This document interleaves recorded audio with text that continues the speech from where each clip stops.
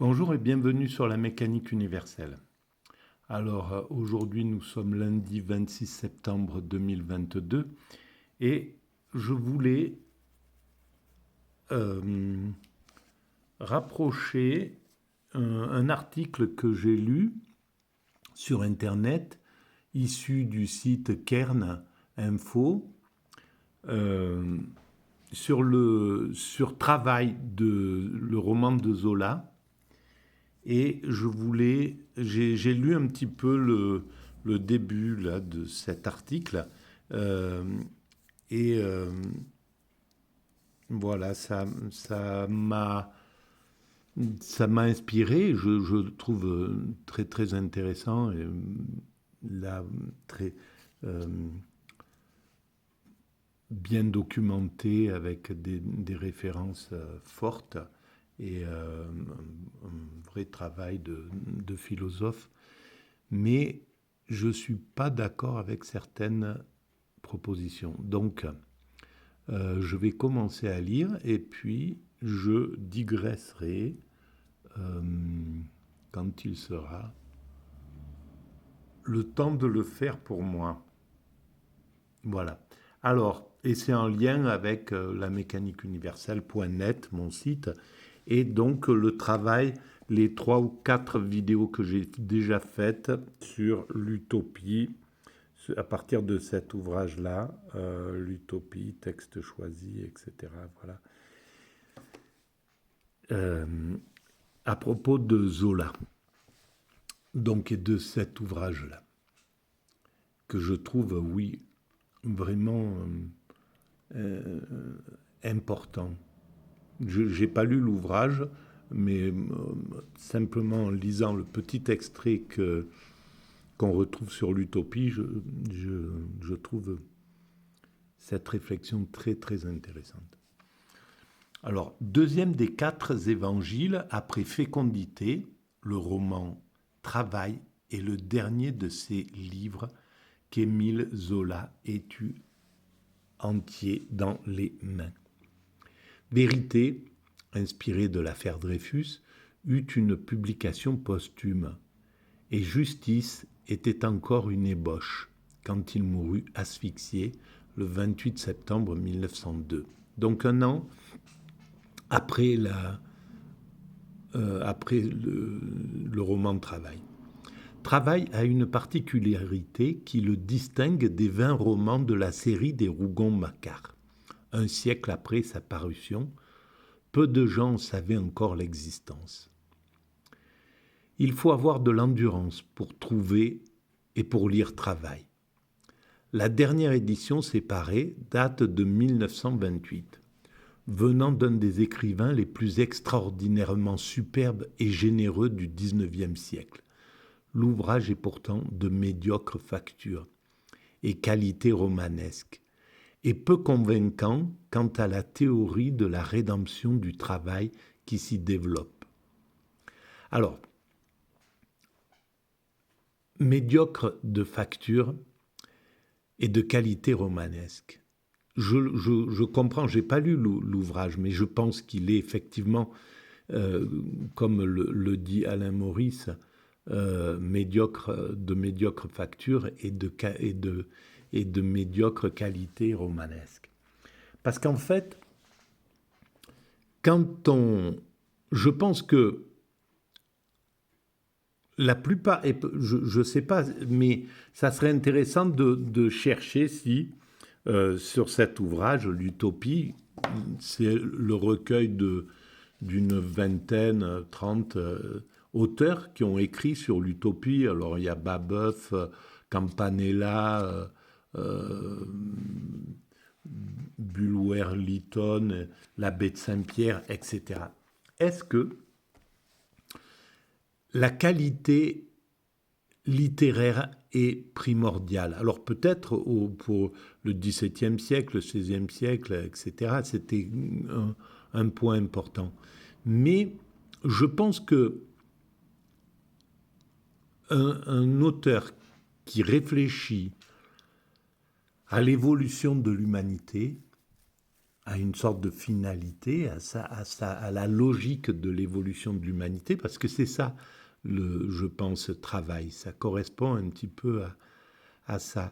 C'est, au moins dans la partie que j'ai lue, on sent que Émile Zola souhaite que l'homme puisse s'épanouir au travail, qu'il puisse finir par travailler que 3-4 heures par jour, changer de métier quand ça lui chante et aller travailler pour évoluer, mais sans contrainte, voilà, travailler dans la joie, dans le bonheur, avec un sens de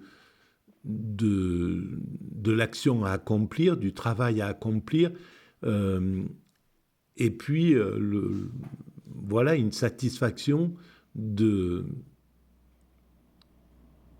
travailler comme ça.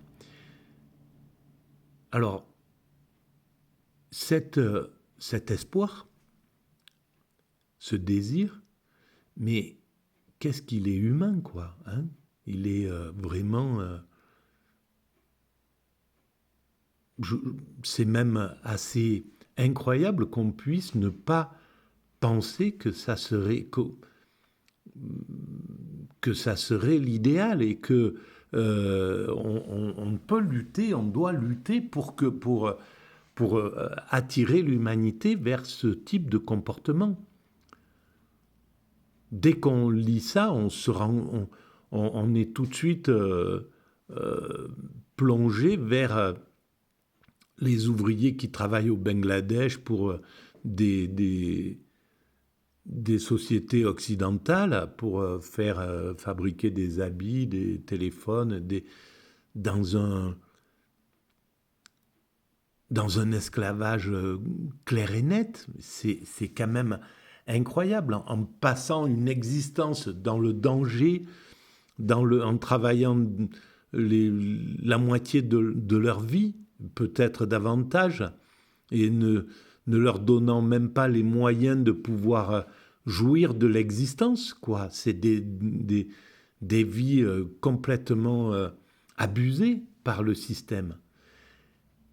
Et comment ne pas penser que c'est quelque chose de bon de pouvoir avoir cette utopie et de lutter pour cette utopie à sa façon. Les syndicalistes d'une certaine façon, les écrivains d'une autre. Voilà, Zola, il écrit pour que ça change, pour qu'on aille dans ce sens-là. Et en fait, c'est secondaire le principe du roman. Et en plus, comme c'est utopique, comme c'est un chemin vers l'amour, ça fait pas des romans qui sont agités, qui prennent qui prennent l'esprit, parce qu'il y a des rebondissements, de la violence, de la cruauté, des sentiments, des bas sentiments, etc., des bas comportements qui font que on est l'homme qui a un petit peu, naturellement, on peut aller stimuler notre côté voyeuriste, notre côté un peu comme ça, avec de l'attraction pour le sordide, ou pour les choses un petit peu difficiles. Alors, là, je pense que c'est un roman d'amour. Donc, c'est un peu sous le couvert du bisounours, quoi. Ben, pourquoi pas? Voilà, je pense que c'est logique de trouver ça comme ça. Et je comprends qu'un lecteur peut être déçu par ce type d'ouvrage.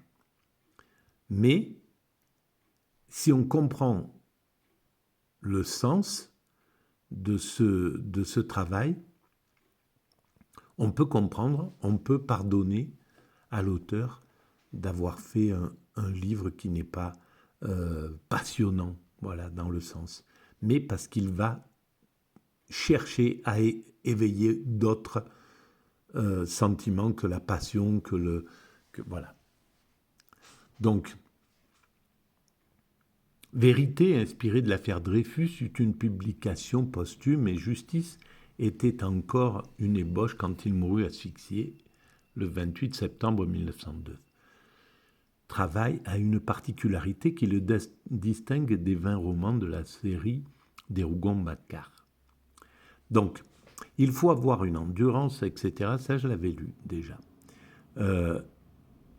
Et peu convaincant quant à la théorie de la rédemption du travail qui s'y développe. Les personnages sont sans relief ni complexité. Voilà. Mais exactement, parce que ce qui a du relief, c'est le fond de ce travail. C'est l'espoir qu'il veut susciter. C'est l'engagement qu'il veut susciter pour qu'on aille vers pour qu'on développe cette forme de travail, qu'on travaille au développement de cette forme de travail respectueuse de l'être humain, etc. Seuls, parfois, les méchants ou les médiocres provoquent la verve. Voilà, c'est exactement ça. Et je comprends la frustration de ce lecteur. On pense notamment au portrait d'une rentière hypocondriaque, symbole pour Zola de ces oisifs qui se tournent vers Dieu quand l'homme de l'art ne les écoute plus. Mais la trame est manichéenne. Oui, bien sûr, c'est totalement manichéen. L'utopie est manichéenne. On veut, voilà, c'est le chemin vers lequel on doit aller, c'est le chemin du bien. Le chemin, c'est celui-là qu'on regarde. Et donc on critique le chemin présent qui est plutôt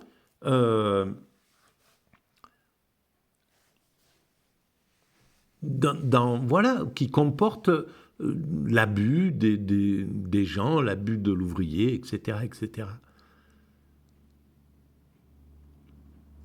Donc, ce manichéisme, il a du sens dans ce sens-là, parce qu'il veut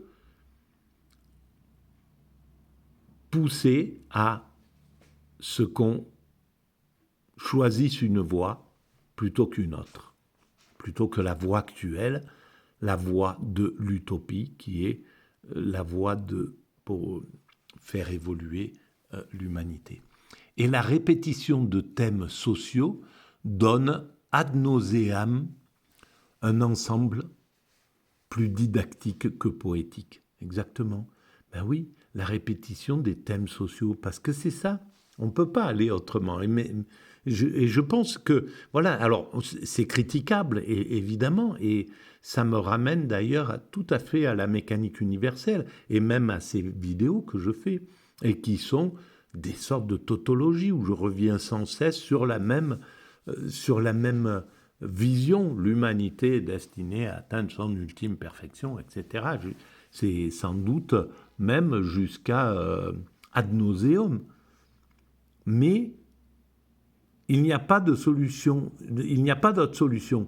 Parce que, ou alors, voilà, il faut que j'intercale avec de la poésie, des chansons, des choses drôles, j'en sais rien, tout un tas de trucs qui feraient que la lecture deviendrait un peu plus agréable, ou au moins ces vidéos seraient, on ne serait pas tout le temps dans le lourd. Mais comme c'est la voie que je défends et que je voudrais vraiment qu'elle soit éclairée et que l'humanité puisse dire bah tiens, on peut aller inspecter cette voie-là, pourquoi pas. On propose que cette idée selon laquelle l'humanité est destinée à atteindre son ultime perfection. On va aller voir si c'est possible, si c'est vrai, etc. Voilà. Donc, tant qu'on n'arrive pas à ça, je suis insatisfait. Et donc, je martèle, malheureusement, sans le vouloir, c'est comme ça. Et parce que ça occupe mon esprit de cette façon-là. Bon, je continue. Donc, c'est plus didactique que poétique. bien que je ne sache pas ce que ça veut dire didactique. Voilà, c'est triste de ne pas avoir une grande culture. Voilà, c'est le problème de l'autodidactisme bas, parce qu'il y a les autodidactes hauts qui ont voilà, qui rentrent vraiment dans le truc et qui sont très très performants au niveau technique. Et moi je le suis pas. C'est de l'autodidacte intuitif et basique. L'utopie fourriériste, qui fournit au roman sa matière, nous paraît bien ruinée 100 ans après. Voilà, alors oui, bien sûr, on est 100 ans après. Cette utopie, effectivement qu'elle est ruinée. Effectivement que ce que préconisait Fourier, ça n'est pas ce qui se passe aujourd'hui. Et donc on ne peut que regarder ça en disant, bon, voilà, ça ne marche pas, ça ne fonctionne pas, c'est pas c'est que de l'utopie. Mais non, justement, ça va. C'est juste que il faut du temps pour que ça s'impose. On peut et pour voir ça, il suffit de voir comment les conditions des ouvriers, malgré tout, les conditions des travailleurs, comme diraient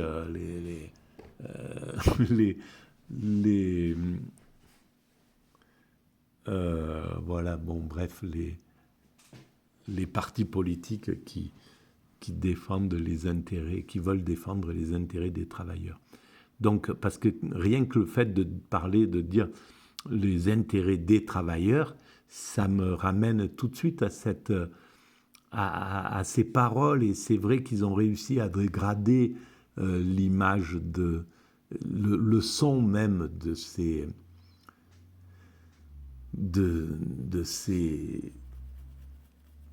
paroles. Voilà, et quand on entend ça, on a l'impression d'archaïsme, de vieux communisme qui sont, voilà, de vieux socialisme, de vieux marxisme qui sont là, qui disent travailleurs, travailleuses, etc. Et ça a été tellement moqué, tellement donné à la dégradation publique par les élites, hein, qu'on ne peut pas prononcer ces mots sans ressentir quelque chose d'un peu bizarre. Bon, bref. Donc, l'intérêt des travailleurs, oui, cette utopie, elle est ruinée 100 ans après. Elle n'est pas ruinée, non. Elle n'est pas allée au bout. Voilà, on a évolué, les travailleurs entre, voilà, le monde du travail entre 1870 ou 80, je ne sais pas quand est-ce qu'il a écrit ça, Fourier, peut-être avant. Et aujourd'hui, les conditions de travail ont évolué, mais énormément. Et sous les coups de boutoir des ouvriers.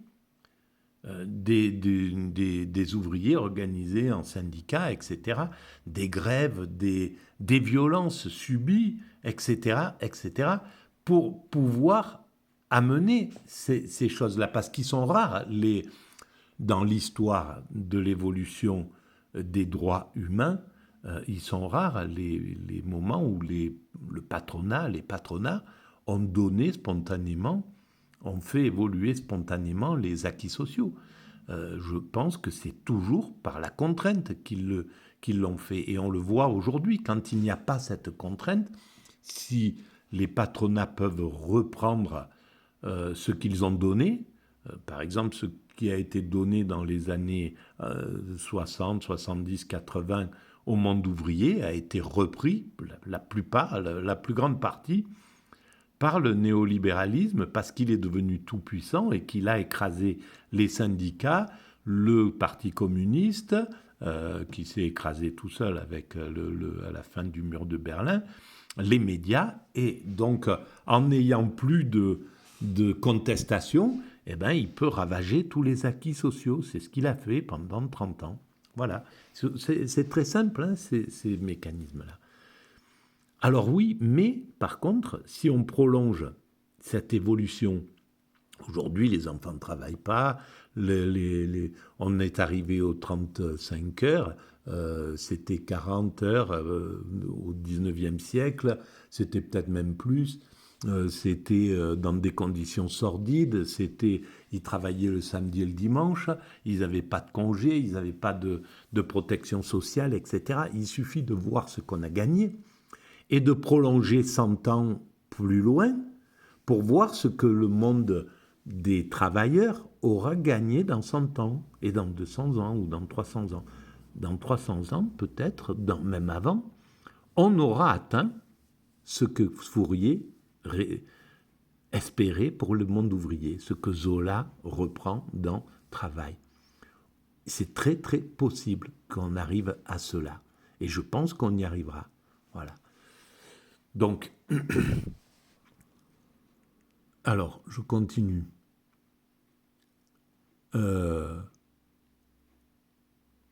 Voilà, paraît bien ruiné. L'utopie fourriériste qui fournit au roman sa matière nous paraît bien ruinée 100 ans après, d'ailleurs, autant d'ailleurs que ce socialisme révolutionnaire qui terrifiait Zola.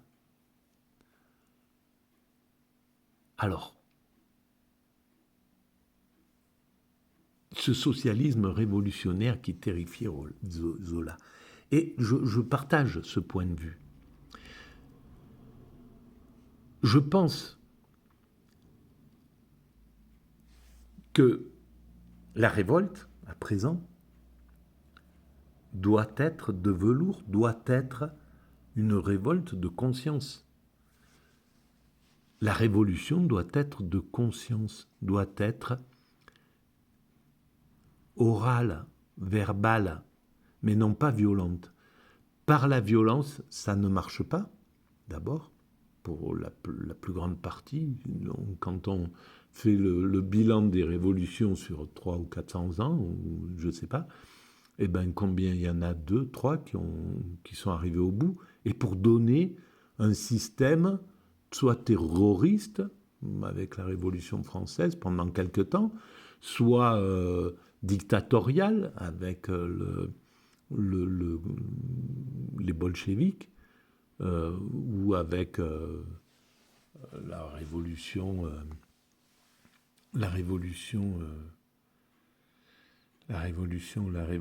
cubaine. Bon, voilà, et qui prive l'humanité de liberté, pas seulement du fait des révolutionnaires, des révolutions, mais aussi par le harcèlement que le système opposé, son adversaire, le capitalisme,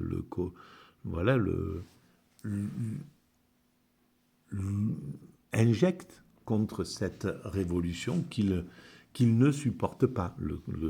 Le capitalisme ne supportait pas d'avoir un challenger socialiste qui le moralisait, qui l'obligeait à développer ses acquis sociaux pour ne pas être en reste, parce que la plus grande partie, on va dire, les 30 ou 40 glorieuses, elles ont été aussi en partie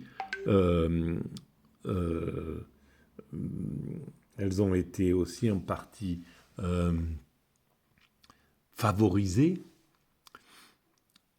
par le fait que le capitalisme en Occident avait en point de mire le communisme. Et donc ils étaient obligés d'offrir tout un tas d'acquis sociaux à leurs employés, sous peine d'envoyer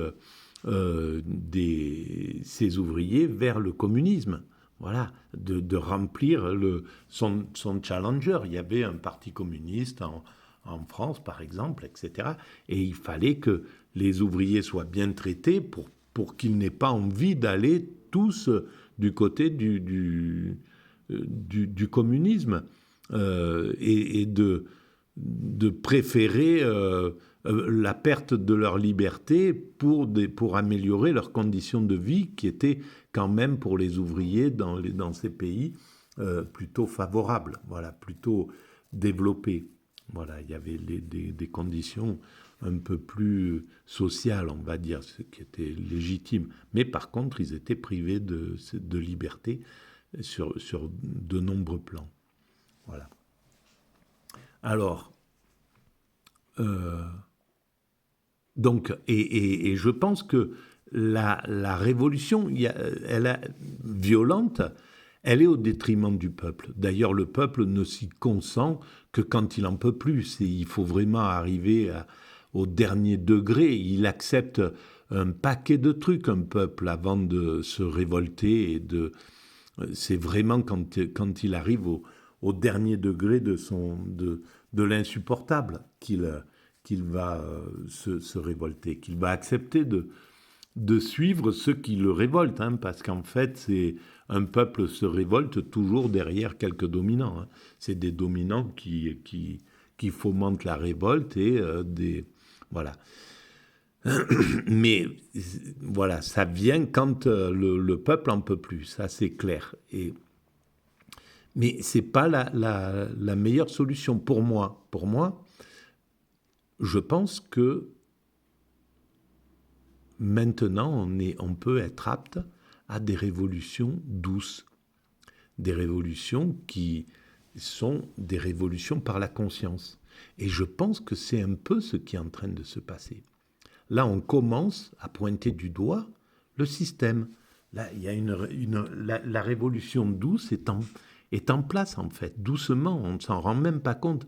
Elle se fait à travers les médias, c'est-à-dire que les gens commencent à dire, bon là, c'est injuste que des gens touchent tant, c'est injuste que des ouvriers soient comme ça, même si les médias sont bien vissés pour l'instant. Il y a plein de choses qui commencent à filtrer sur les... Et là, ça, c'est ce qui va animer le monde et qui va faire que le monde réclame du changement, de l'évolution, vraiment, pas ce qu'ils appellent les réformes, qui sont des régressions, mais des vrais progrès sociaux, voilà, qui doivent être amenés. Donc, le socialisme, la révolution terrifiait Zola. C'est un pressentiment très fort qu'il avait d'un désastre humain au point qu'il en conçut cette cité radieuse où enfin capital et travail seraient réconciliés sous l'égide de l'intelligence. Et au point qu'aujourd'hui, l'on est fondé à se demander s'il y croyait vraiment. Bien sûr qu'il y croyait vraiment, bien entendu. Et c'est clair qu'il avait un pressentiment que le monde qu'il y avait trop d'injustice, quoi, que c'était qu'on arrivait au bout du supportable, qu'il y avait un problème possible et que justement il voyait les dangers d'un système qui pouvait renverser les autorités, se retrouver après à la merci de dictateurs en puissance qui prennent le pouvoir, qui viennent du peuple et qui sont pire que les dominants de l'élite classique, les dominants qui sont issus bien souvent de la bourgeoisie, voilà, d'un monde éduqué, d'un monde qui a des aptitudes à gérer, et voilà, et puis qui n'a pas les velléités violentes des dominants issus du peuple. Donc, c'est pourquoi la démocratie est une bonne chose. C'est les dominants qui montent, c'est les dominants qui sont les plus doux finalement possibles pour pour appliquer les désirs du peuple. Voilà. Mais je pense qu'il y croyait. Donc, est-ce que je continue malgré tout cela? Alors, on va continuer malgré tout cela. cette œuvre fervente, souvent ennuyeuse, presque gênante par endroits de naïveté sulpicienne. Mais oui, parce que l'utopie est naïve. Et tiens, c'est pas pour rien que, voilà, maintenant je retrouve la justification. Pourquoi j'ai écrit Philosophie naïve du devenir humain, en dessous de l'humanité est destinée à atteindre son ultime perfection. Parce que je pense que oui, il faut de la naïveté là. C'est même on pourrait presque dire la qualité première de l'utopiste, la naïveté. Voilà. Mais l'utopie se réalisera. Voilà. Toutes ces utopies se réaliseront finalement. C'est qu'une question de temps. Et qu'elle soit l'utopie de Thomas More, l'utopie de Campanella, l'utopie de Platon, mais sous une forme expurgée de tout ce qui est sans doute insoutenable pour l'homme. Mais le fondement, c'est-à-dire l'idée d'aller vers une cité heureuse, un pays heureux, une nation heureuse, une humanité heureuse, eh bien ça, c'est tout à fait réalisable et ça se réalisera pour moi. Alors, de naïveté sulpicienne, alors j'aimerais savoir ce que c'est, mais bon, je vous laisse réfléchir à ça, donne beaucoup à penser, peut-être par l'excès même de son simplisme et par les contradictions intellectuelles que ce dernier recèle chez un génie comme Zola. Oui, il y a du simplisme dans tout ça. Et il y a des contradictions parce que, par exemple, voilà, avec la mécanique universelle, il y a une contradiction fondamentale qui est que l'humanité est toujours parfaite au présent. Elle ne peut pas être autre chose que ce qu'elle est, tout en étant perfectible. Voilà.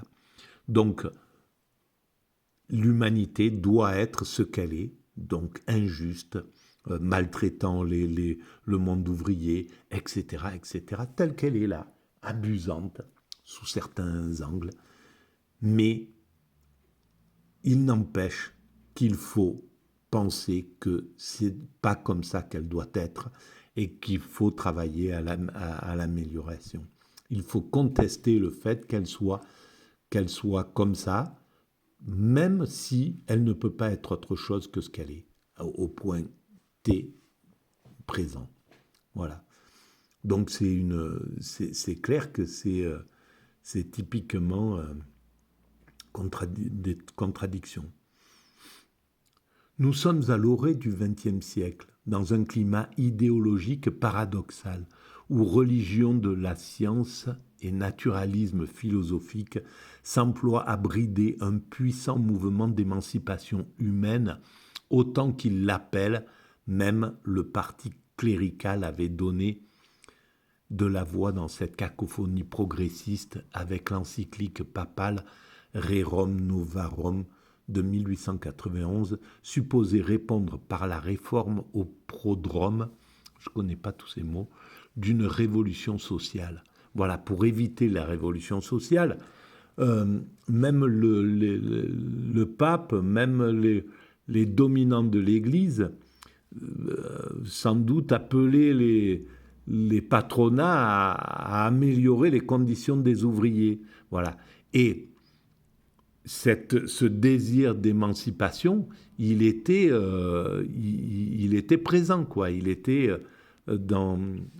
voilà, on sentait le danger, les gens sentaient le danger et donc finissaient par faire évoluer. Et c'est une façon de faire évoluer l'humanité. Voilà, quand le peuple arrive à faire voir qu'il peut bousculer les choses, eh bien, les dominants finissent par donner, quoi. Hein. On le voit, après 68,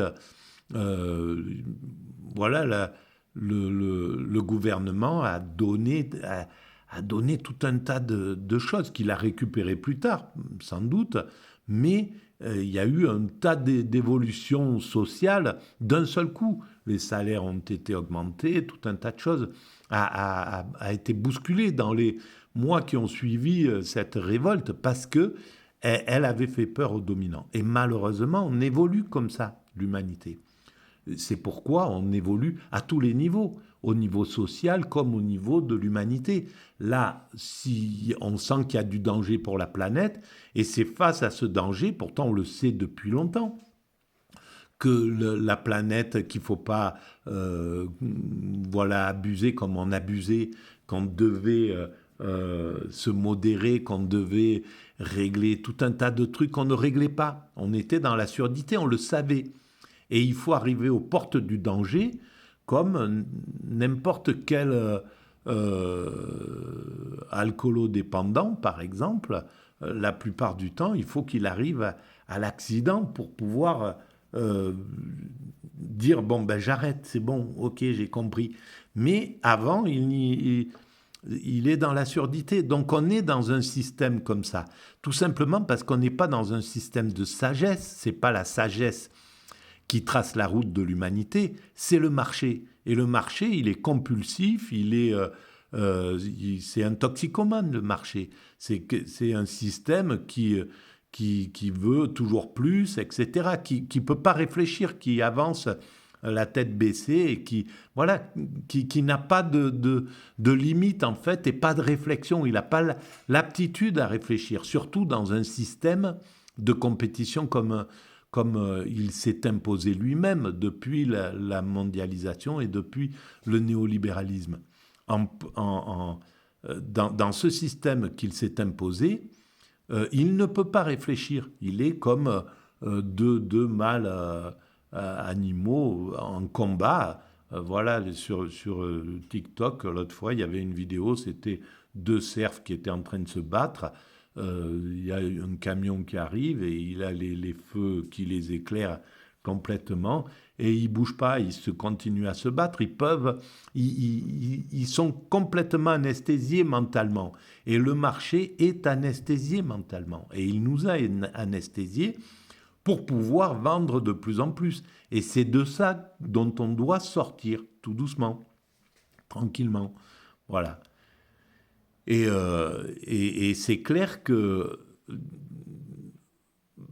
c'est c'est par la force que ça s'impose, malheureusement. Voilà, l'humanité ce n'est pas les sages qui dominent l'humanité. Si, à côté, c'est quelque chose que j'écrivais il y a très très très longtemps, je pensais qu'à côté de chaque gouvernement, de chaque président du monde, il fallait qu'il y ait un sage ancien, un sage aborigène, un sage inuit, un sage et un philosophe. Un philosophe, mais pas un philosophe comme on les voit passer à la télévision, qui défendent la société telle qu'elle est, qui défendent le marché et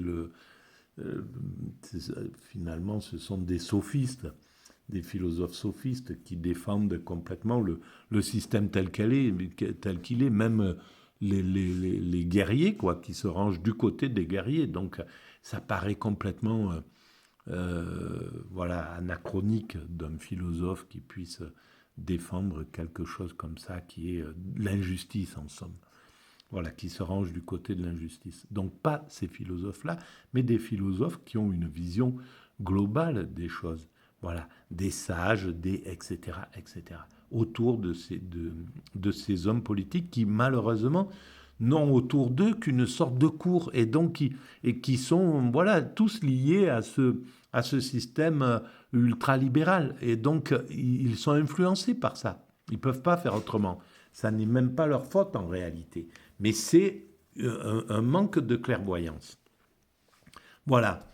Donc, je vais arrêter là sur cette vidéo. Bon, à chaque fois, je dis peut-être des petites choses qui sont, voilà, qui sont intéressantes. Là, je suis désolé, c'est pas très audible. Je suis un peu c'est un petit peu difficile pour moi de m'exprimer. Par certains moments, c'est comme ça. Des fois, c'est plus fluide que d'autres. Mais voilà.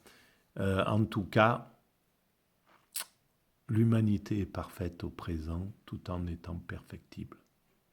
Voilà. Et ce que pensait Zola se réalisera selon la mécanique universelle. Voilà. Je vous souhaite une belle journée. À très bientôt. Au revoir.